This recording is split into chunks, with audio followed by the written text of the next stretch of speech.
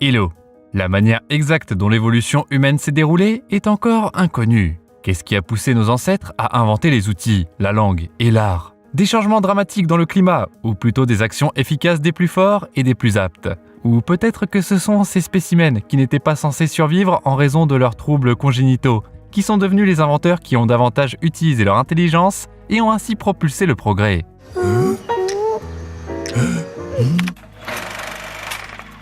Une meute de singes est convoquée pour une réunion à l'arbre ancestral. Une sorcière commence la danse rituelle pour saluer le roi Siméon. Aujourd'hui est un jour spécial. La reine donne naissance à l'héritier de son mari. Mais le conseiller Vladimir, qui a aidé à accoucher, n'est pas encore prêt à montrer les enfants à la tribu. Il rapporte à Siméon que 2 héritiers sont nés, mais qu'il y a un petit problème. Il invite le roi dans les chambres, où il découvre un fils sain et fort.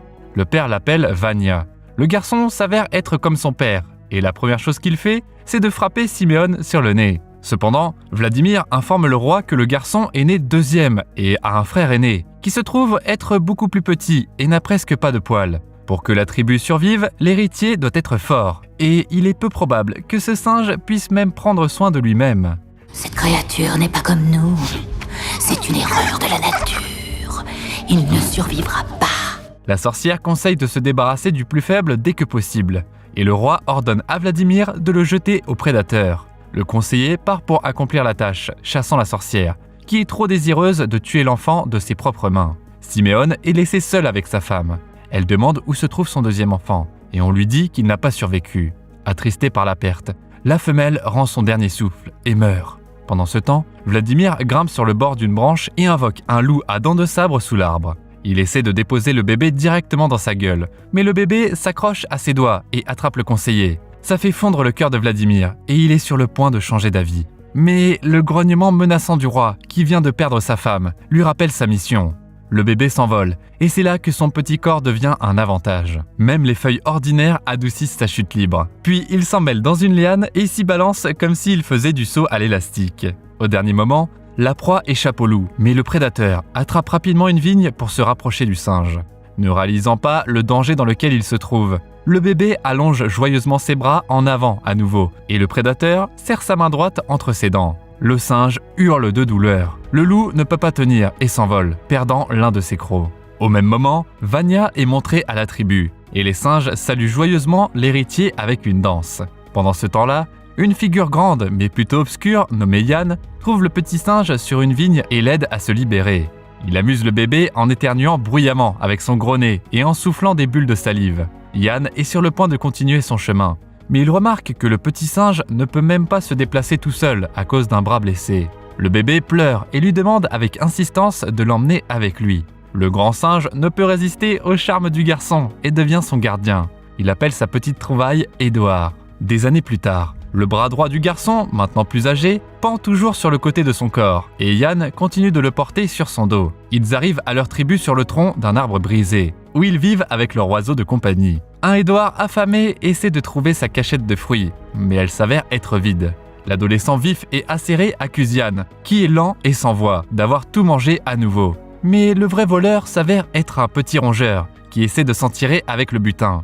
Édouard veut attraper l'animal insolent, mais son handicap ne lui permet pas de bien saisir les branches. Le singe tombe et atterrit sur le dos, et un nid d'oiseau attire son attention. Le cerveau d'Édouard commence à fonctionner rapidement, et il conçoit un moyen de mettre en place un piège. Il donne 3 bâtons à Yann, dont l'un finit dans sa bouche. Le singe souffle de la résine d'arbre hors de la tige creuse, créant une énorme bulle. La substance collante est utile pour construire des pièges, mais leurs activités sont interrompues par le son d'un klaxon, qui annonce le début d'une partie de Coco Ball, qu'Édouard aime beaucoup. Yann a peur d'aller au match. Les amis vivent séparés des autres singes, car ils se font harceler, parce qu'ils sont différents. Édouard note que son compagnon est beaucoup plus grand que les intimidateurs, et peut facilement les battre dans un combat. Ou bien, il peut simplement laisser échapper un rugissement, et ils auront tous peur. Comme tu balais, ça va marcher, tu fais. Vas-y.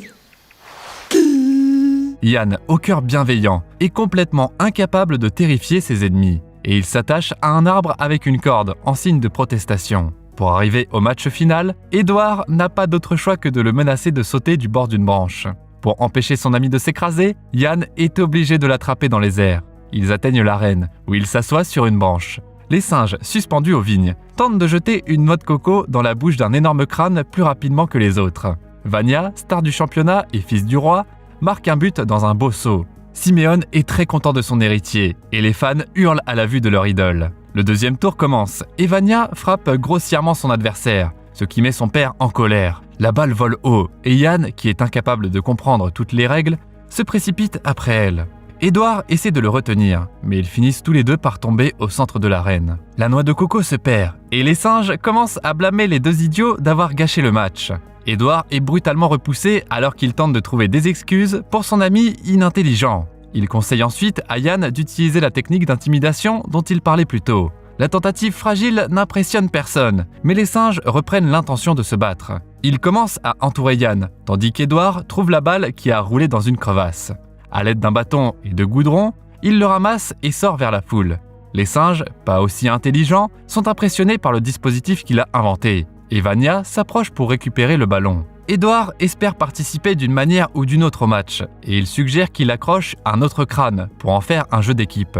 Pendant qu'il parle, la sorcière et Vladimir remarquent un petit orteil sur le pied de l'étranger intelligent et se rendent compte qu'il est le fils du roi. Vania n'a pas l'intention de changer les règles et il tente de commencer le match en lançant la noix de coco vers le haut. Mais sa main s'y colle et les autres singes essaient de l'aider à l'enlever. Tout le monde tire dans des directions différentes et la noix de coco vole vers le haut, atterrissant directement sur la tête de Simeone. Vladimir arrache la balle coincée avec une touffe de cheveux du roi. Maintenant, Simeone a une énorme calvitie sur le dessus de la tête, qu'il exige de recouvrir de la fourrure de quelqu'un d'autre. Comme personne ne veut s'y coller, il est décidé que l'inventeur de la colle doit donner ses propres poils.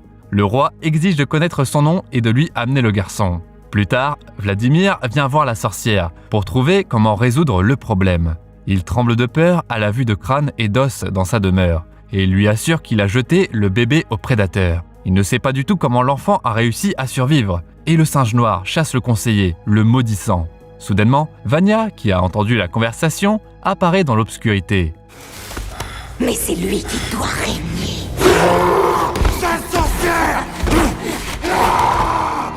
La sorcière lui révèle la vérité. Elle esquive pour éviter de se faire frapper pendant la crise de colère du garçon. Puis elle lui propose son aide. Lorsque Vania part, la sorcière utilise sa magie pour attirer les sauterelles, qu'elle a l'intention d'utiliser pour se débarrasser d'Édouard une fois pour toutes. Pendant ce temps-là, Yann et son ami rentrent chez eux. Édouard souffre de solitude et il tente de convaincre son ami de se rapprocher de la tribu, afin qu'il puisse socialiser davantage avec les autres singes. Yann refuse catégoriquement. Il est parfaitement heureux de vivre comme un paria. Il suggère à Édouard de partir seul. Mais ce dernier ne veut pas quitter son ami. D'ailleurs, il ne peut pas imaginer la vie sans sa main droite. Cette fois, Yann proteste en tournant ses fesses vers le visage d'Édouard. C'est à ce moment-là qu'ils sont remarqués par deux singes envoyés par Vladimir. Le frère chauve de Vladimir, Sergueï, et un grand type maladroit nommé Marcel. Tu veux mettre ton huc dans ma tête? C'est des homo sapiens? Oh voilà, c'est là! Alors que Yann se cache dans la peur, Édouard se fait kidnapper et amener dans la meute. Il est emmené chez Simeone, qui blâme l'inventeur pour sa calvitie soudaine. Mais l'ingénieux Édouard fabrique une couronne à partir de feuilles et de brindilles pour couvrir la calvitie de son père. Les sujets halètent devant l'apparence majestueuse de Simeone, et lui-même est très content. Les seules personnes qui ne sont pas satisfaites de ce développement sont Vania et la sorcière. Alors qu'Édouard cherche de nouvelles façons d'impressionner le roi, la sorcière part à la recherche d'un moyen de l'éliminer. Avec de l'eau et un grand lit, Édouard crée un miroir et montre son reflet à Simeone. D'abord effrayé par son rival, le roi s'éloigne, puis il commence à regarder son reflet avec intérêt. Édouard crée alors un trône fait de vignes et d'énormes feuilles. Et maintenant, le roi peut regarder confortablement les frontières lointaines de son royaume. Mais sa joie est interrompue par un essaim de sauterelles envoyé par la sorcière. Dans l'agitation, les vignes du trône éclatent et Simeone tombe d'une grande hauteur.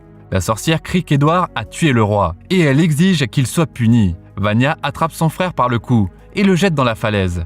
Yann regarde avec horreur Édouard tomber au sol. Mais Simeone lui-même s'avère être en vie et il remonte vers la tribu. Il est mécontent que l'inventeur ait été injustement puni. Aucun simien ne tue un autre simien. Enragé, le roi se tourne vers Vladimir, qui a échoué dans sa tâche. Mais le problème s'est résolu tout seul. Édouard est allongé par terre, inconscient, et les prédateurs sont sur le point de le dévorer. Yann tombe sur une liane pour essayer de l'aider, mais il n'arrive pas à attraper son ami. Édouard, réveillé, se sent étourdi et ne peut pas grimper à l'arbre avec un seul bras. Au lieu de ça, il se dirige directement vers la savane, où il n'aura pas à utiliser ses membres antérieurs pour se déplacer. Cependant, les choses ne sont pas si faciles ici non plus, car le sol plat est plein de fosses dans lesquelles tu peux tomber si tu ne fais pas attention. Après s'être sorti des ennuis, Édouard rencontre 2 autruches géantes. Il veut attraper la grappe de raisin dans la bouche de l'une d'elles et, ce faisant, se dresse à sa pleine hauteur. C'est ainsi que le singe apprend à se tenir sur 2 pattes et il se réjouit de la découverte.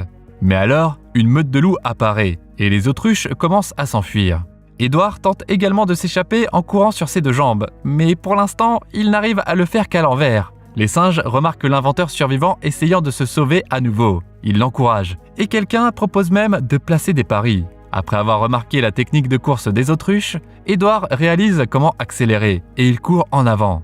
Les jambes tendues, le gars se révèle extrêmement agile et les loups ne peuvent pas le rattraper. Pour la première fois de sa vie, son bras qui ne fonctionne pas ne lui fait pas obstacle. Les autruches tentent d'échapper à la poursuite en zigzagant à travers un troupeau de rhinocéros et Édouard les suit. Les énormes animaux sont également effrayés par les prédateurs et commencent à s'enfuir, se dirigeant directement vers l'arbre des singes. Les rhinocéros se révèlent être les ancêtres des tatous, et ils se recroquevillent en boule avant d'entrer en collision avec la maison de la tribu. Siméon doit se tenir seul pour défendre à la fois la meute et Édouard, qui attend son sort, impuissant. Le roi bondit et dévie courageusement l'attaque, jetant plusieurs rhinocéros de côté. Mais sa force s'avère insuffisante, et le troupeau l'assomme. L'arbre frissonne sous l'impact, mais il parvient à le supporter, contrairement à Siméon. La dernière chose qu'il fait, c'est de protéger son fils avec son corps. Il est mortellement blessé. Avec son dernier souffle, il s'excuse auprès d'Édouard d'avoir voulu se débarrasser de lui, et il l'appelle son héritier. Habitué à être un paria, le garçon ne comprend pas encore toute la gravité de cette révélation. Et Vania profite de l'hésitation pour prendre le corps de son père. Il avertit le frère frêle de ne même pas penser à revendiquer son royaume.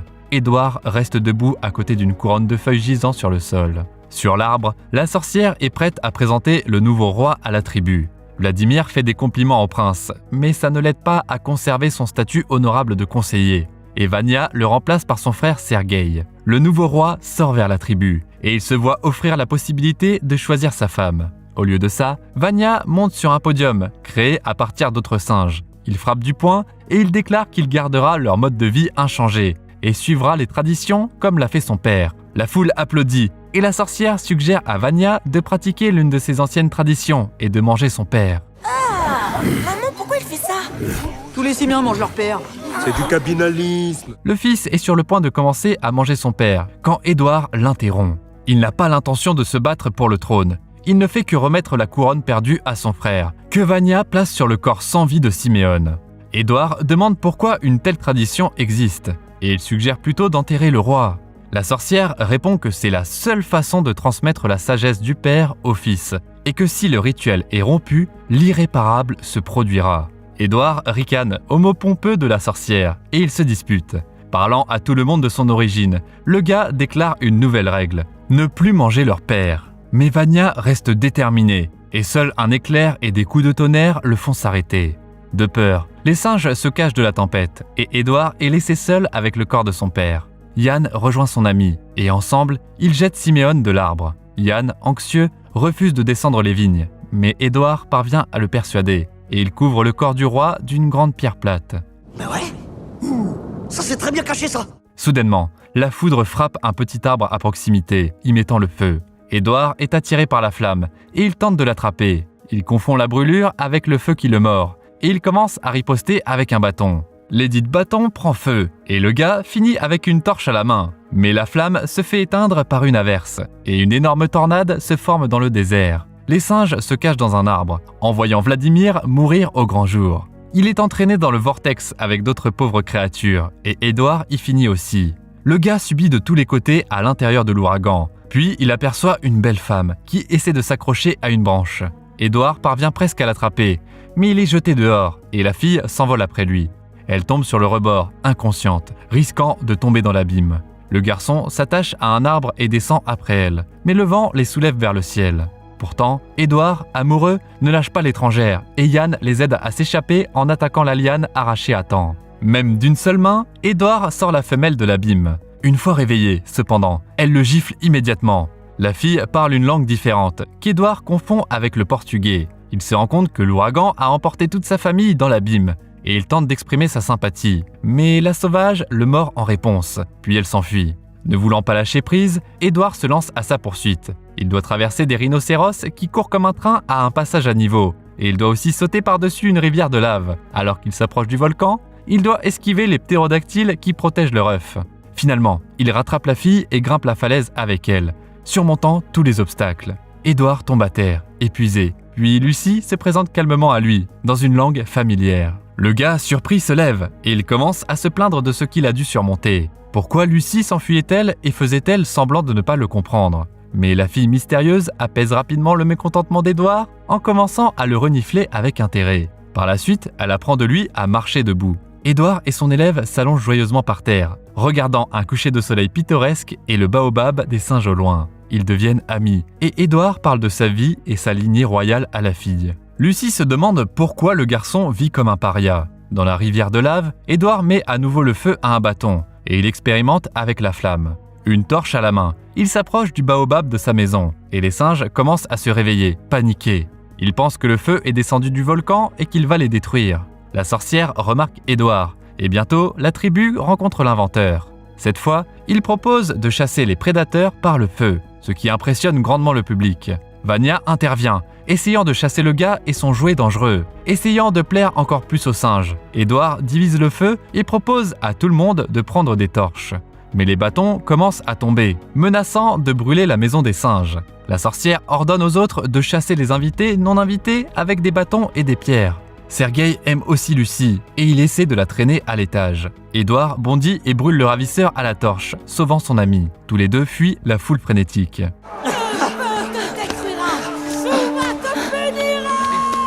T'as raison. Ils sont sympas, ta famille. Les hurlements des prédateurs dans la nuit indiquent qu'il est temps de se mettre à l'abri. Avec l'arme la plus puissante de la savane, Édouard se dirige droit vers la grotte du loup à dents de sabre. Il s'empare de son logement de manière ludique, et Lucie et lui s'installent confortablement sous le toit. Oubliant un instant la torche, ils essaient d'éteindre le feu comme des animaux sauvages, ne sachant pas quoi faire avec la flamme maintenant. Édouard se ressaisit et arrête la panique, puis invente un foyer, clôturant le danger avec des pierres. Clairement amoureuse, Lucie regarde le gars sauter de douleur et de brûlures mineures. Elle s'approche et ils inventent le bisou. Les autres singes observent le moment romantique dans l'immense ombre projetée par le feu de joie. Ils commencent à répéter ce qu'ils font. Et Vania et la sorcière réalisent à nouveau que le pouvoir leur échappe des mains. L'arbre lui-même commence à grogner bruyamment. Et le roi, avec un cri menaçant, force la tribu à se calmer. Le matin, Lucie apprend à Édouard à lancer des pierres plates pour abattre les fruits suspendus et chasser les animaux. Le handicap pousse à nouveau le gars à travailler intelligemment et à utiliser efficacement les branches comme catapultes. Ils apprennent à faire du feu en taillant des étincelles avec des pierres, à inventer des lances et à apprivoiser un loup à dents de sabre. Toute la tribu observe leur succès avec envie depuis la hauteur des branches et l'odeur de la viande rôtie rend les singes fous. La sorcière utilise à nouveau le système de cavité pour produire un hurlement terrifiant. Mais l'un des enfants découvre la tromperie et il informe tout le monde que l'esprit de l'arbre est une fiction et que les dieux ne sont pas en colère contre les singes. La sorcière est couverte d'une grêle de pierre et la tribu commence à descendre vers Édouard. Même Sergueï et Marcel sont sur le point de descendre, mais le roi les arrête à temps. Seule la sorcière et la femme amoureuse de Vania lui restent fidèles. Gudu, les gardes-manger sont vides, y a plus rien du tout, alors venez mon petit. Ma place est auprès de Vania.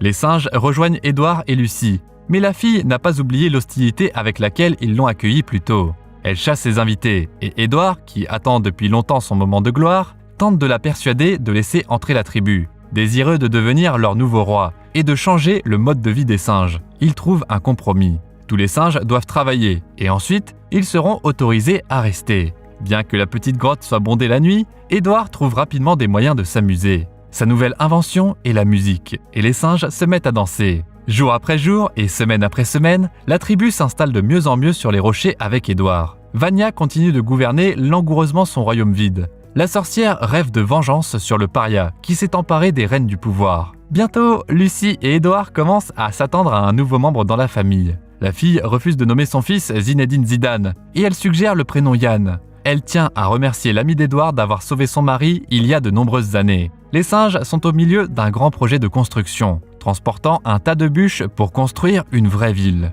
La vie est en plein essor, et ce n'est plus seulement Édouard qui utilise son intelligence pour le bien de la communauté. On a fait les morts, ça laisse des traces. Ça sert à quoi?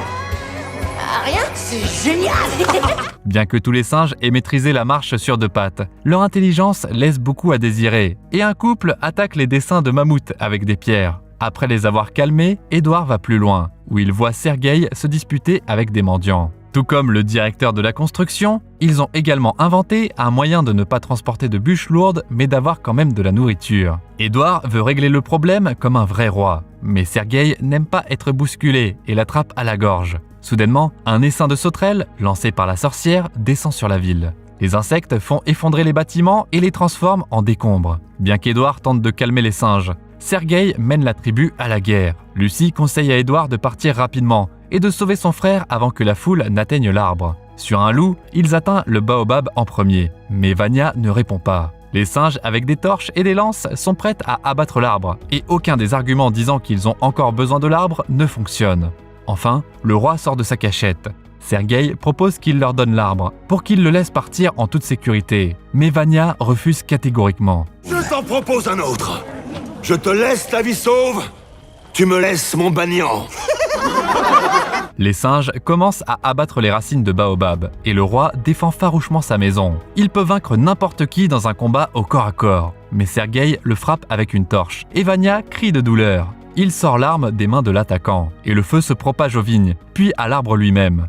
Alors que le roi tente de repousser la foule, sa femme est entourée de toutes parts par les flammes. Édouard s'accroche à une liane et il attache l'autre extrémité au loup, le forçant à courir dans la direction opposée de l'arbre. Le gars se lève et sauve la femelle. L'arbre ne peut plus être sauvé, mais il veut au moins aider Vania, qui se fait battre avec des bâtons. Mais soudainement, une branche enflammée de l'arbre tombe et s'écrase sur Édouard. Il demande de l'aide, mais la tribu panique et s'enfuit du baobab. Vania est le dernier à se lever, et il emmène son frère loin de l'arbre, qui explose, emmenant la sorcière dans l'au-delà.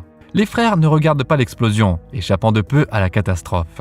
Plus tard, ils examinent les cendres qui restent de leur maison. Édouard s'excuse pour ce qui s'est passé, mais Vania en prend la responsabilité. En réponse à la question de savoir comment il va avancer dans sa vie, le singe puissant essaie maladroitement de se tenir sur deux pattes.